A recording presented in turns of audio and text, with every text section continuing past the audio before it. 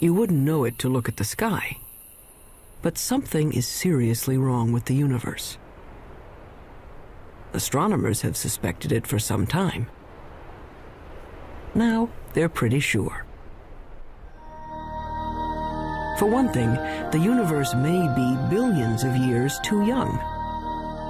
For another, part of the universe has been missing, a big part. Fact is, there have been several discoveries recently that threaten to topple our understanding of the universe like a house of cards. Scientists generally agree that the universe is very, very old. But now there's a theory that it may actually be younger than it looks if you look closely enough. What in the world is going on with the universe? Astronomers have found, calculated, or conjured up outlandish, appalling things. Whispers from space left over from the moment of creation. Dark stars, dwarf stars, stars that eat each other. Stars clumped in galaxies, and galaxies clumped in larger, stranger structures. Only recently have we even begun to understand the scale of it all. We have discovered things so small. At a 10 millionth of a trillionth of a trillionth of a trillionth of a second is the earliest time we can really talk about. And expanses so vast. That's expanded by a fraction of a million times a trillion times a trillion. The researchers need a special notation. A billion times a trillion degrees. To write out the incredible distances and magnitudes involved in understanding the universe. Suppose we were to begin with Peoria. Peoria is the center of the universe. Well, not exactly, but the director of the planetarium has built a scale model of the solar system in and around his Illinois city. How's it going, Dave? Morning, Phil. Morning. A little bit to the left. I think you missed a spot. A sunspot, There. get it? You got it. The sun in this model is 36 feet high. Mercury is closest to the sun, of course, just around the corner at the school supply store. On that scale, the Earth is 6 blocks away at the Amoco station. Earth is open 24 hours a day. And Mars is 7 blocks beyond Earth at the TV station. Mars has life, or at least television reporters. Pluto is smaller than a golf ball. It's a full 40 miles out of town. And if you think rural Illinois is empty, try the universe. The 40 miles to Pluto, on Peoria's scale, represent 3.5 billion miles. On the same scale, the nearest star, Proxima Centauri, would be as far from Peoria as the moon. This isn't helping, is it? Okay, forget Peoria. Our sun is bright because it's close, just 93 million miles away. Stars are suns, but farther away.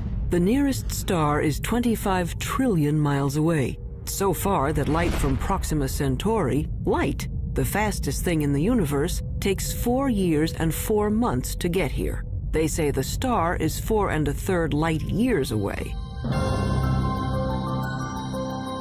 Our sun is just one of the billions of stars in the galaxy we call the Milky Way.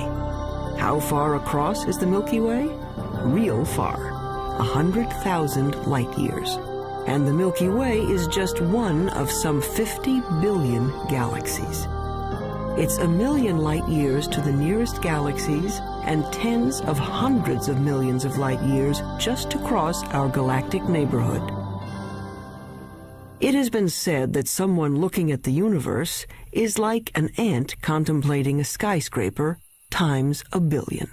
So what human beings have done is bring the lights in the sky down to Earth. They've personalized the stars and named them like they name dogs and horses. This grouping of stars in the southern sky is known as Orion. The shepherds in ancient Crete decided it looked like a hunter armed with a club and carrying a shield made of lion skin. Cretan shepherds had great imaginations. do we know what we know today about the universe? Well, we've been trying to understand it for a long time. The awful majesty unveiled by night has, down the ages, stirred us to wonder and worship. Prehistoric astronomers used elaborate monuments to mark the sunrise and the sunset. By 300 BC, Aristotle taught there were transparent globes around the Earth, on which were mounted the sun, moon, planets, and farthest out, a sphere studded with little stars. As late as the 16th century, most still believed the Earth was the center of the universe. There were a few people, like Copernicus, who thought the Earth circled the sun, but not many. Then, in 1608, an Italian named Galileo heard that you could make a spyglass with two lenses in a tube. He built one and aimed it up. It was not until Galileo perfected the telescope around 1610 and pointed it at the Milky Way that he was able to say that the Milky Way was just millions of stars. And if you take a pair of binoculars on a clear night and look at the Milky Way, you'll just see that it's nothing but stars and clusters of stars. Galileo's telescope magnified things about as much as a pair of binoculars, but that was enough. He saw that Venus had phases like the moon, that the sun had spots on it, and that the moon had mountains, and that Jupiter had 4 moons. Aristotle's perfect crystalline spheres were shattered, and the universe stopped being simple. And there were other strange things out there. Remember Orion? Well, down in the middle of his sword was a star that wouldn't focus to a bright point, no matter how powerful the telescope. The object came to be called a nebula, and over time, astronomers found many such fuzzy blotches in the sky. Fast forward a couple of centuries.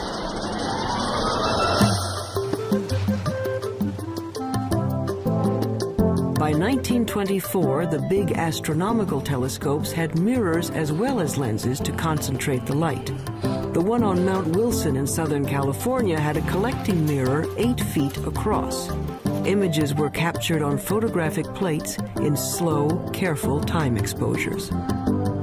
In the dark chill of the observatory dome, Edwin Hubble was studying a distinctive kind of star called a Cepheid variable. Astronomers use it as a distance marker because they know how bright nearby Cepheids are. They know that the dimmer the Cepheid, the farther away it is. Hubble was looking for Cepheids in his photographs when he realized he was seeing an entirely separate galaxy, Andromeda, 2 million light-years away. A lot of those fuzzy nebulas turned out to be galaxies like our own. And the light from those galaxies looked redder than anyone expected it to be. It's just like the pitch of a car engine. You know, as a car goes zooming by, you hear the engine kind of go. With light, when something's coming toward you, the spectrum gets shifted toward the blue. When it's going away, it gets shifted toward the red. It was Hubble who recognized the significance of the red shift in the light. All those galaxies must be moving away from one another at terrific speeds. The entire universe was growing. The idea of an expanding universe surprised just about everyone and made a lot of scientists uneasy, even Einstein. Researchers wanted to believe in a universe that always was and always will be, eternal. But galaxies flying away from each other meant that once, long ago, they were clumped together. It meant something started them moving. The universe had a beginning. Today, it's called the Big Bang Theory. First, the universe was a bright, hot point, smaller than an atom. In the mother of all explosions, it started expanding. Eventually, the hydrogen gas in space cooled down and began to form stars and galaxies of stars. Galaxies flying outward, surfing along on the expansion of space itself. So now we can calculate the age of the universe. It's the kind of mathematics you do on a motor trip. If your speed is 30 miles an hour and you've traveled 60 miles, you can figure you've been traveling for 2 hours. The red shift tells us the speed of stars, and the milestone Cepheid stars tell us how far they've traveled. When astronomers divide it out, it says the Big Bang happened 15 to 20 billion years ago. Long ago and far away. So who cares? Well, we're answering one of the most fundamental questions that human beings can pose, and that is, how old is the universe that we live in? How did it begin? And what's its evolution? Those are major questions. Those are major philosophical questions, questions that religions have touched on, philosophy has touched on, physics is touching on, mathematics is touching on. And the people who are eventually going to come up with what is going to be accepted to be the right answer will make history of a kind. They will have contributed significantly to human knowledge. That, I think, is why it's such an important set of questions. And there's been a growing sense, as the millennium approaches its end, that the right answer is on the tip of our tongues, so to speak.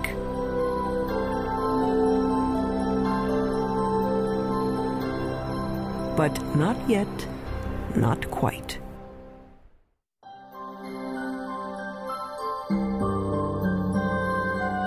Today's stargazers usually head for the hills.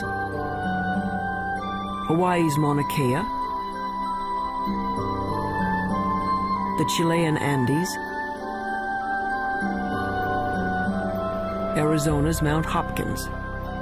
Robert Kirshner works 8,500 feet up, hunting dying stars. I really like coming to the mountain. I like getting away from all the 100 distractions that you have when you're busy, and people are coming in to see you about all kinds of things, and the makeup exam and all that kind of stuff. And to just concentrate for a couple of days only on the scientific investigation, only on what you're trying to do, it's very, very good. Light pollution has chased astronomers out of the cities to lonely vigils in remote locations. Kirshner watches for the sudden flare-up that means a star has exploded, a supernova, or its smaller cousin, a nova. The kinds of things I'm working on, these supernovae, which are events that come and go, if you don't get it this year or this month, that one is gone. You just lose the chance.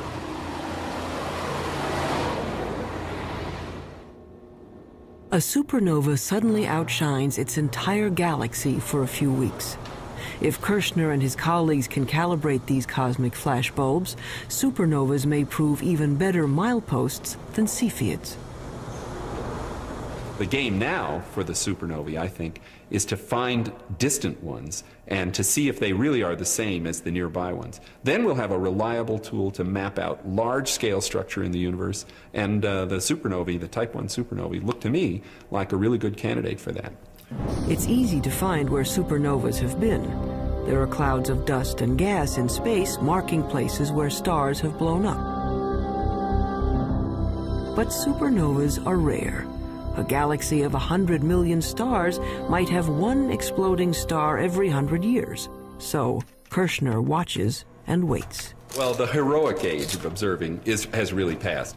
It used to be that you would be outside the whole night long, instead of sitting in a control room where a television brings the signal in and you're operating on a computer keyboard.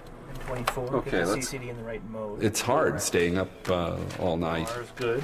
But there's a kind of sense of adventure to it that is a little bit like being a kid and lying out in the snow and kind of figuring out the constellations. Some of that is good for you, too. Yeah, fine. Breaking in the cookies already. Oh, I can have a cookie if I want. 10 hours to go. Look at all those cookies. I have one every half hour. I'll need the whole. In this era of digital cameras and electronic light amplifiers, men are still watching the skies and craftsmen are still grinding telescope mirrors. Like this 21-foot monster under construction at the University of Arizona. But one thing hasn't changed much in 400 years. astronomers are still battling their ancient enemy, the air. Starlight shimmers and twists as it passes through our atmosphere. The twinkling of the stars may be a delight to poets, but astronomers are trying to get rid of it. What we can do is shine a laser into the sky. We focus on some sodium atoms, which are at about 100 kilometers above the surface of the Earth. We can make those glow with the laser and create an artificial star, which is sort of directly in line with the very faint object we want to look at. And then if we measure the blurring of the artificial star and correct that, then the faint object we really want to look at is corrected as well. And we have liftoff of the Space Shuttle Endeavour. But until that technique is perfected, astronomers have another way to take the twinkle out of the stars. All they have to do is put the telescope above that pesky atmosphere, in orbit. In 1990, NASA launched a space telescope and named it for Edwin Hubble. Unfortunately, its mirror was made wrong and its first pictures were blurred. Astronauts had to go up and fix it. Let's go fix this thing. We copy. Move it out of the sun a little bit. We had a good aliveness test. Outstanding. Houston, Endeavour has a firm handshake with Mr. Hubble's telescope. We copy that, Cody, and there are miles galore down here. It could be real exciting for the astronomical community, I guess, and for the whole world to see what Hubble really can do with a good set of eyeballs. The out-of-focus pictures gave way to spectacular shots of interstellar dust clouds and the great galaxies of stars. In just one bit of the sky, a tiny patch that could be blocked by a grain of sand held at arm's length, astronomers found 2,000 galaxies. They were seeing better than they ever could before. So one way of looking at it is if there was a firefly in Tokyo, and here we are in Washington looking at it, we could tell if there was another firefly 10 feet away, we'd actually be able to distinguish them. In 1994, at the Space Telescope Science Institute in Baltimore, astronomer Wendy Friedman was using the newfound clarity of the Hubble to observe the heavens and stumbled into the cosmological controversy of the decade. Yeah, I just wanted to ask you not to break out any observations until I give you a clear. So when were these images taken? She and her team, like Edwin Hubble before them, were looking at those milestone stars. And the cosmic rays aren't nearly as apparent. For our work, we need a telescope out in space because what we're after is a certain kind of star. It's called a Cepheid. And we have to be able to detect that kind of star against the background of a galaxy. And the Earth's atmosphere smears and blurs our view, and we can't detect those stars. Friedman got the best readings yet on Cepheids in a neighboring galaxy, and a measurement of its distance.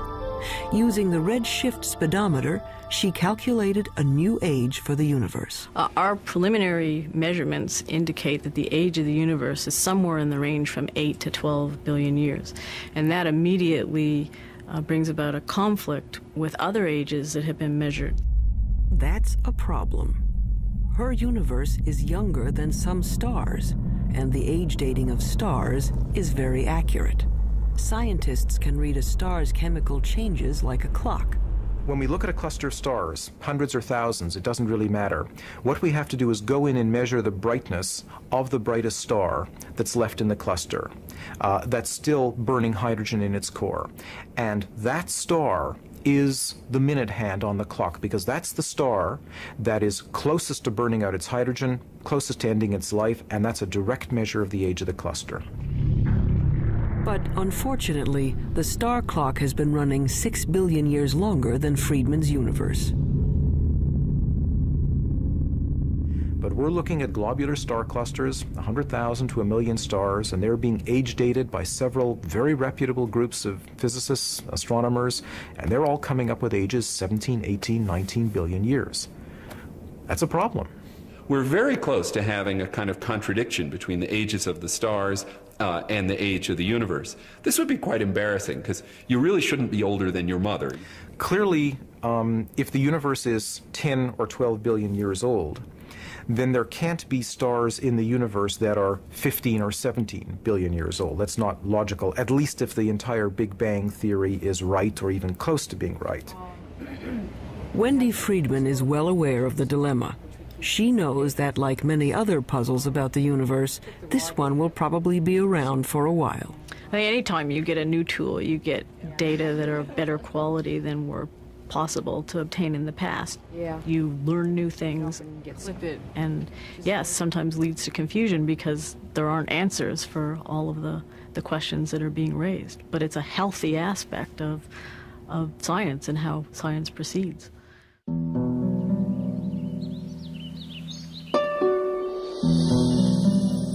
There's more to the universe than meets the eye. We can see only a small part of what's going on out there. What we call visible light, the rainbow from red to violet, is a small slice of a larger spectrum. But there are other ways of seeing. With the right technology, you can look at the world in everything from X-rays to infrared to radio waves. In the last few decades, the new tools have brought a previously hidden universe into view.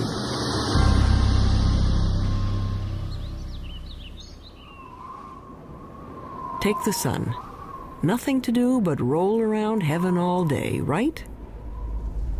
But by using the X-ray part of the spectrum, astronomers can see the sun is a very busy place. Pictures made by X-ray detectors show there's a cauldron of nuclear reactions boiling beneath its surface. Using film sensitive to ultraviolet, we can see great plumes of superheated gases rising from the sun's surface. Our well-behaved, friendly neighborhood star is a continuing, self-contained thermonuclear explosion. It's in high-energy astronomy where you really see that the universe is a violent place. It's not just made up of these good citizen stars that sit quietly fusing their hydrogen into helium. NASA is looking at the lower end of the spectrum, infrared light. Infrared is absorbed by moisture in the Earth's atmosphere. So infrared telescopes are mounted on planes to lift them above the clouds.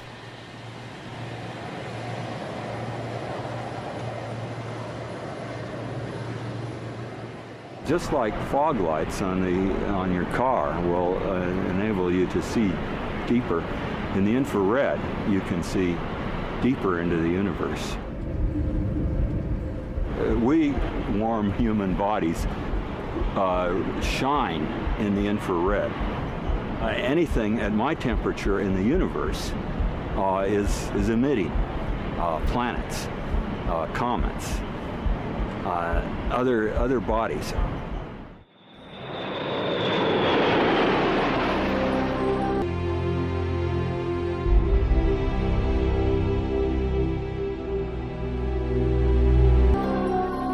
The star-forming regions of the universe are often hidden from view by dust clouds, until infrared astronomy allowed us a way in.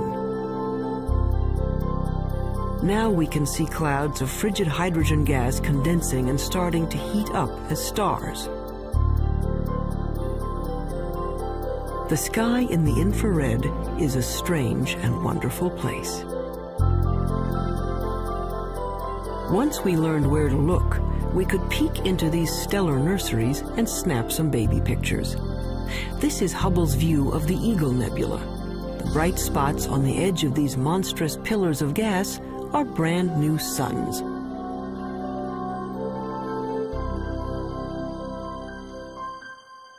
But as spectacular as the pictures are, scientists owe much of their understanding of the universe to radio static, a whisper from the sky. If you're listening to the universe with a radio telescope, it would mainly be a hissing sound. It sounds like steam escaping from a radiator. They heard it first by accident. In 1965, researchers at Bell Telephone Laboratories had built a powerful listening station to hear signals from the first of America's communication satellites. But they were distracted by an ultra-low frequency hiss from everywhere in the sky. What they were picking up was energy from the bright flash that started the universe, an echo of the Big Bang itself. Radio astronomy was the second big window we opened on the universe.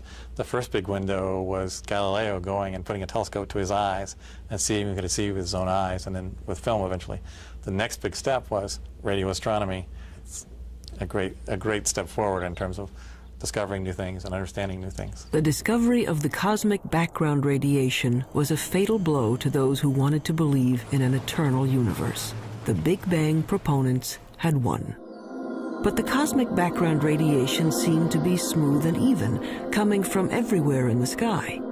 Just what you'd expect from a universe that began from a single point. But then, why weren't the stars spread evenly through space? Galaxies should be moving steadily outward as the universe expands. Each should be moving away from all others like raisins in a rising loaf of bread.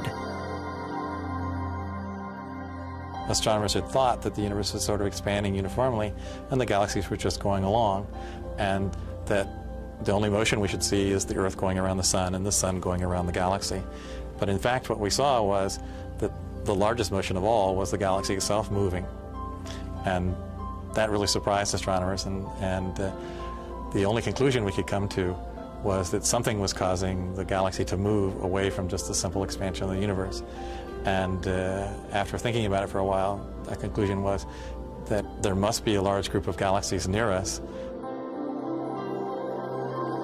When astronomers plot the position of galaxies in their computers, they find filaments and clusters and walls of galaxies. How could that be if radio telescopes were saying the energy of the Big Bang was evenly spread across the sky? There had to be some seeds at the beginning. There had to be some small lumps in the early universe that are going to grow to create the structure. So Smoot went looking for irregularities in the background radiation to show that the Big Bang explosion was uneven. In 1989, his instrument package went up on a satellite, the Cosmic Background Explorer. It found subtle variations in the energy left over from the moment of creation. Announced in 1992, it was one of the momentous discoveries of the century. The universe made sense again. Smoot later told the press these wrinkles in the cosmic background radiation were the largest structures ever seen and the oldest. He told reporters that it was like seeing God. And that's the one that the press grabbed on because that's the one people could relate to. And that got spread all over and got much more attention, including people from philosophy and religion coming in and asking questions.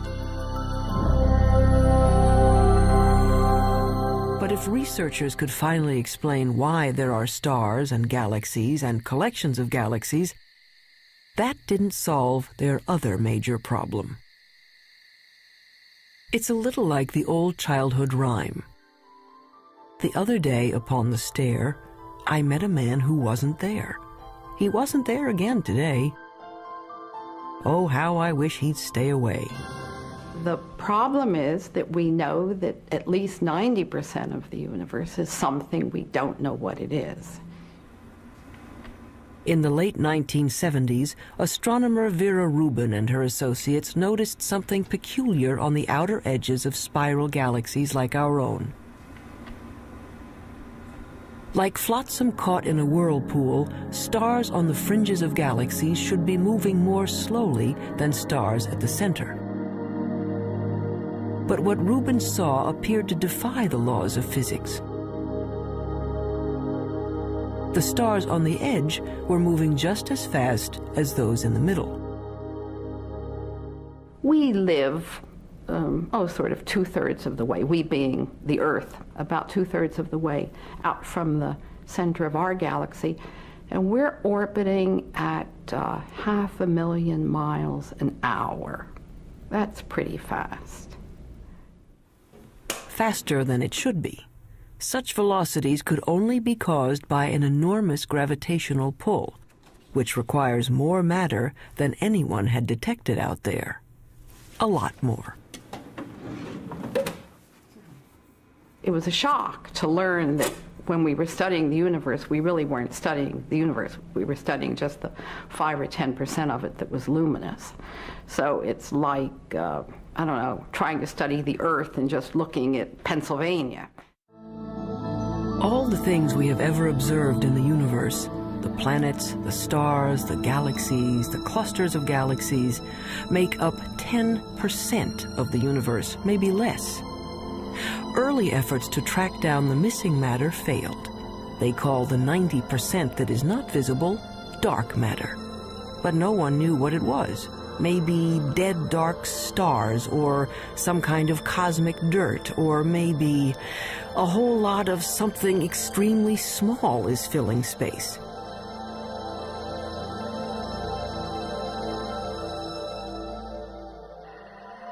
Subatomic particles called neutrinos might make up part of the missing mass, but not enough. Scientists went looking for other candidates. Daniel Snowden-Ift theorizes that dark matter may be made of something physicists have taken to calling WIMPs, short for weakly interacting massive particles. These would be things smaller than atoms, if they exist at all. The only way to detect them would be to look for their footprints. It's kind of like a ghost particle. It passes through matter without ever interacting with it, or I should say hardly ever interacting with it. Every once in a while, a WIMP will come in and bump an atom out of wherever it's sitting, and that's the only indication that we would have that WIMPs exist. He's looking for elusive tracks that might have been left in billion-year-old mica rocks. Mineral mica has one of the most regular atomic structures of all, so if a WIMP had passed through it, it might have knocked some atoms out of alignment. What we're looking for is the WIMP to come in, bump one of the atoms in the mica, and that recoiling atom then produces a chemical change within the mica. In his search for the WIMPs, he splits up endless mica samples and bathes them in hydrochloric acid.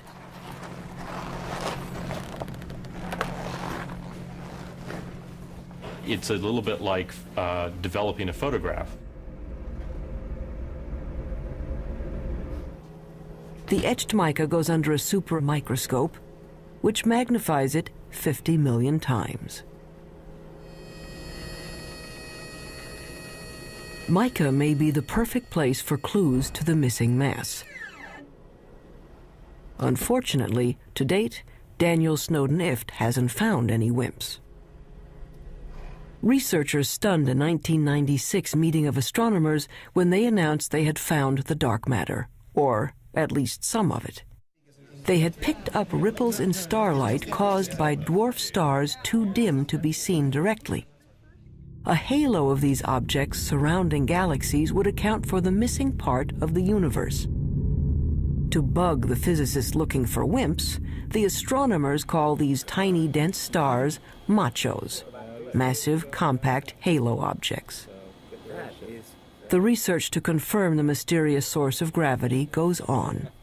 I would like to think that in 10 years we know what the dark matter is, but I wouldn't bet very much money on it. But advances usually come in very surprising ways.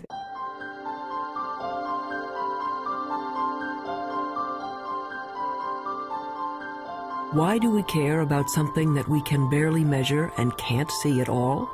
Because it might tell us how the universe is going to end. Matter makes gravity, and gravity is the only thing that can act as a brake on the expansion started by the Big Bang. If there is not enough dark matter, the universe may go on expanding and cooling to end not in a bang, but a shiver. If there is enough dark matter, the expansion of the universe will coast to a stop and reverse, everything falling back together, till the Big Bang ends in a big crunch. And maybe, just possibly, a new Big Bang to start things up again.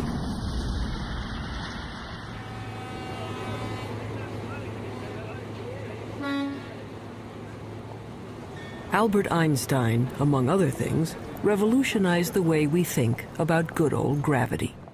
Astronomers generally only talk about one force, and that's gravity. And the reason for it is almost everything that's important on the large scale, that is on the scale of planets and stars or the universe as a whole, is gravity. From Einstein, we know that the gravity that pulled Newton's apple down from the tree isn't a kind of magnetism. Gravity is a property of matter and space. Matter bends space. The more mass, the more space around the mass is warped. That's why the moon goes around the Earth. It's trapped in a dimple in space, a gravity pit created by the mass of the Earth. When enough matter collects, gravity is strong enough to squish hydrogen atoms into helium atoms. This fusion releases enough energy to turn on a star. But gravity is also a star killer. Stars are born, age, evolve, and eventually die, just like people. They have a regular life cycle.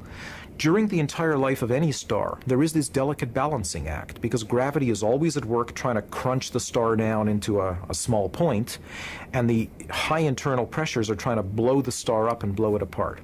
And for about 90% of the life of the star is in nearly perfect equilibrium. And it just sits there, burning away and producing radiation. But when the fuel is gone and the fires go out, gravity is free to collapse the star. A medium-sized star like our Sun will burn steadily for 10 billion years. Then, in a kind of cosmic spasm, it will puff up to engulf the inner planets before collapsing into one of those white dwarf stars.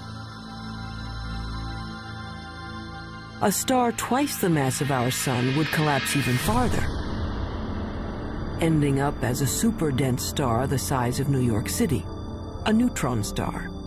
A teaspoonful of stuff from a neutron star would weigh 100 million tons. But what happens to a bigger star when its fires die down? Say a star 50 times the size of the Sun. It may blow up as a supernova, leaving a neutron star, but then it keeps on shrinking to infinity. An infinitely small point with a gravity so powerful that not even light can escape. There's no there there. It's a black hole. And the analogy that we have to space being stretched by the material is you have a rubber sheet and you put a ball on it and it causes a dent. Put a heavier ball, it'll cause a deeper dent. If you put a heavy enough ball, it'll just tear through the rubber sheet altogether. If you force too much matter into a limited amount of space, it'll just tear space like tearing the rubber sheet. You can be forgiven for thinking a black hole is some sort of weird science trick. An infinitely small, invisible star defies common sense. It's what happens when you use mathematics as your lens on the universe.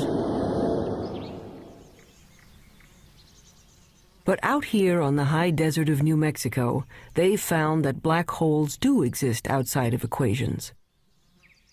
27 giant radio dish antennas, each 80 feet wide, are positioned over 13 miles to form a single huge radio telescope. They call this very large array of antennas the VLA, which stands for the Very Large Array of Antennas. James Moran is one of the world's foremost radio astronomers. The VLA has had a tremendous impact over the last 15 years. It's very important because it has tremendous versatility. This technique of radio interferometers was developed after World War II, but this is the first really big array.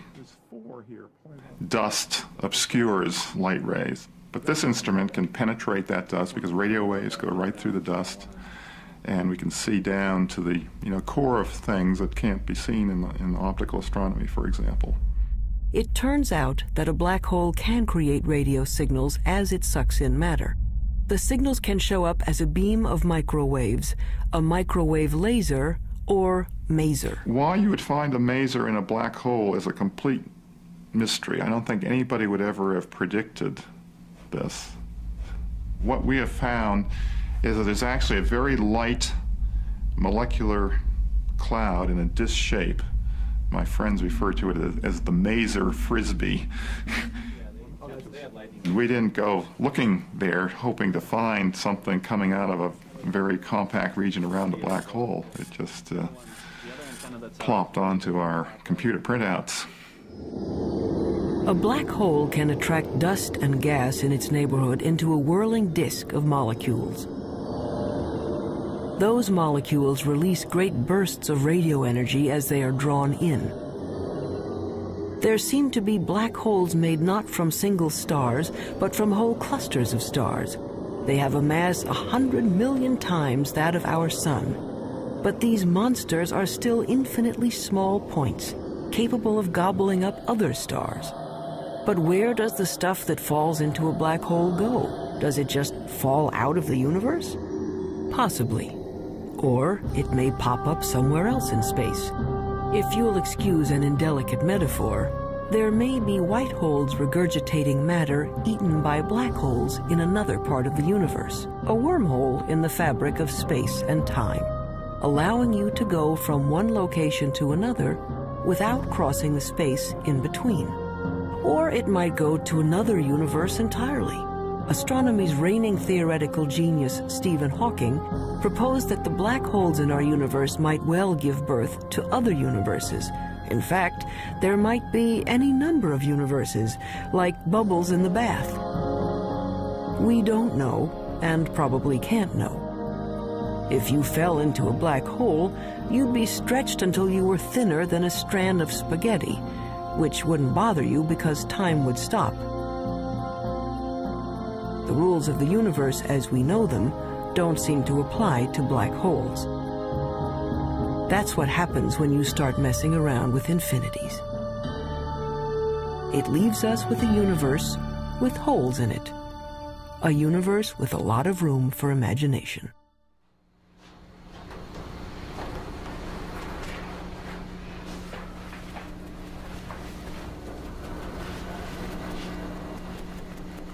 On the sound stages of Paramount Pictures, a spin-off of one of the most durable shows in television history,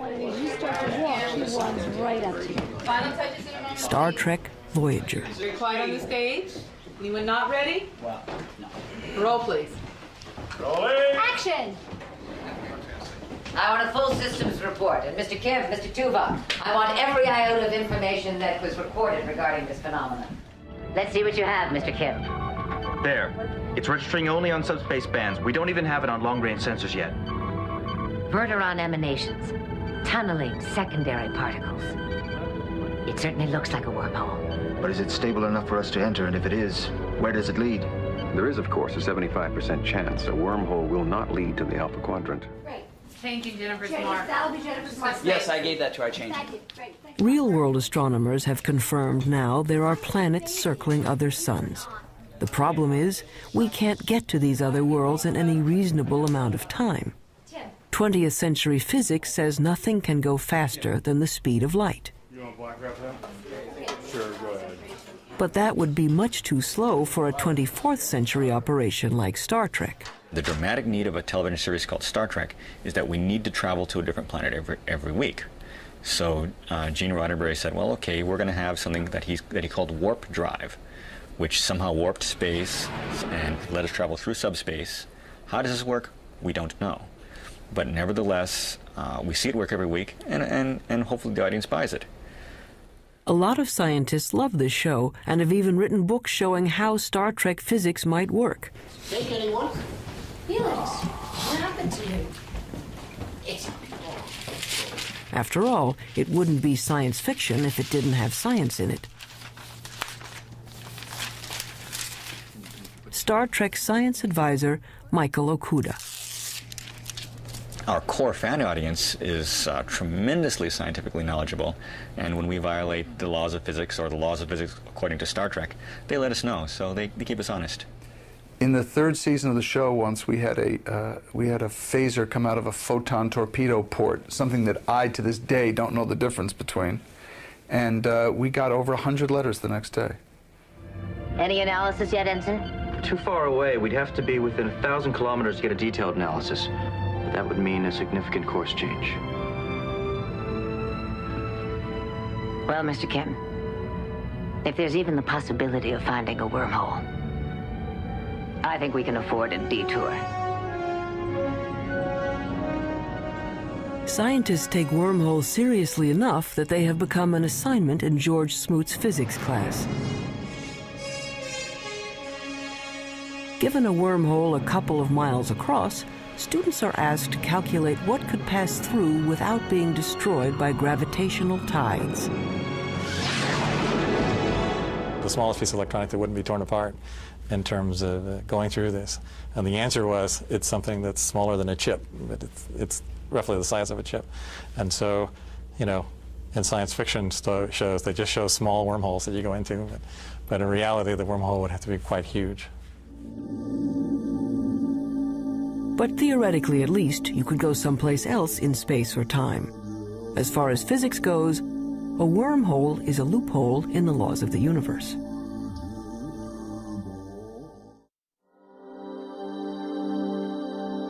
So we are left with questions.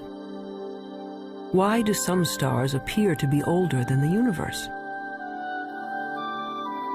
Why do galaxies move as if there were something dark and huge out there? We're not making people live 200 years. We're not doubling the gross national product. What we are doing is enriching everybody's lives by trying to answer some of the questions that I think everybody's interested in. These are some of the oldest questions, children's questions. Where did we come from? Where are we going? Are there other worlds? What is outside the universe? What happened before the universe started? What happens after the universe ends? You want to find out, well, where does science end and where does philosophy take over? And it's not clear where they do. Modern astronomy is a young subject, and each time we get a new and better tool for looking into the void, we find surprises. More and more data that doesn't quite fit. And I think it's portrayed as if the field is in total confusion and chaos, and I think very often it appears that way at the forefront when things are not understood and there are unsolved problems. But progress is being made. The fact that we're able to take these subtle clues, that things you can barely measure with the biggest, most sophisticated instruments, and figure out that they are telling you about what the universe was like 15 billion years ago, I think that's a terrific thing. Why does the universe exist? Given the fact that it does exist, the fact that it is as exquisitely beautiful, as exquisitely tuned as it is, that it works as astonishingly well as it does, and that we, very tiny creatures on a rather remote planet, not in any special place in the universe, have been able to evolve in this universe and sense the universe, the entire universe around us, that we can sense that there are things out to 15 billion light years away from us. That to me is just a mind-boggling concept. We are the only star in the universe that we know about that has life, so perhaps that makes one feel a little more unique and life a little more precious thing, knowing that it doesn't seem to be that common. We are part of the universe. The material that we know, the matter we're made of, started out as atoms produced by exploding stars. I like very much the fact that every atom in our bodies has come from some star. If there were no stars, the universe would be all hydrogen and none of what we know would exist. And that's why it's not an exaggeration to say that human beings are stardust, because the iron in our blood and our hemoglobin and the calcium in our bones and all the other heavy elements in our body were created in supernova explosions. So in our quest to understand the universe, we come back to ourselves. If we are made from the elements of stars, aren't we then, in a way, the universe trying to understand itself? It's not quite what the ancients were talking about, but maybe we're in the center of the universe after all.